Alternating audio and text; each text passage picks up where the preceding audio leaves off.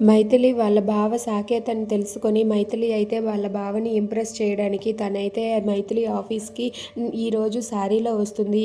ఇక మైథిలి ఆఫీస్కి శారీలో రావటంతో అక్కడ ఉన్న సాకేత్ అయితే ఒక్కసారిగా ఎవరా అని చెప్పి అలా చూస్తూ ఉంటాడు. చూసేసరికి ఎదురుగా ఉన్న మైథిలిని చూసి ఒక్కసారిగా అలా మైథిలినే చూస్తూ ఉండిపోతాడు. ఏంటిది, నేను అస్సలు నమ్మలేకపోతున్నాను, మైథిలినేనా నేను చూస్తున్నది అని చెప్పి అక్కడ ఉన్న సాకేత్ అలా మైథిలి వైపు చూస్తూ ఉండిపోతాడు.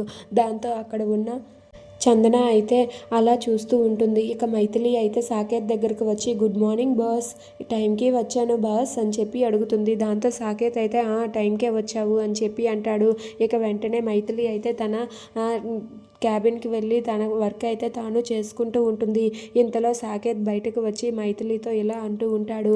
మైథిలి, నేను నీకు ఒక ఫైల్ సెండ్ చేశాను, అది నువ్వు బాగా ప్రిపేర్ చేసి నాకు మెయిల్ చెయ్యు అని చెప్పి అంటూ ఉంటాడు. దాంతో మైథిలి అయితే ఓకే బావా అని చెప్పి అంటుంది. ఇక సాకేత్ వెళ్తూ వెళ్తూ ఏంటి, ఒక్కసారిగా వెనక్కి తిరిగి ఆగి చూస్తూ ఉంటాడు. ఏంటి, నువ్వు నన్ను ఏమని పిలిచావు ఇప్పుడు అని చెప్పి అడుగుతూ ఉంటాడు. దాంతో అక్కడ ఉన్న మైథిలి అయితే ఒక్కసారిగా అలా షాక్ అయిపోతుంది.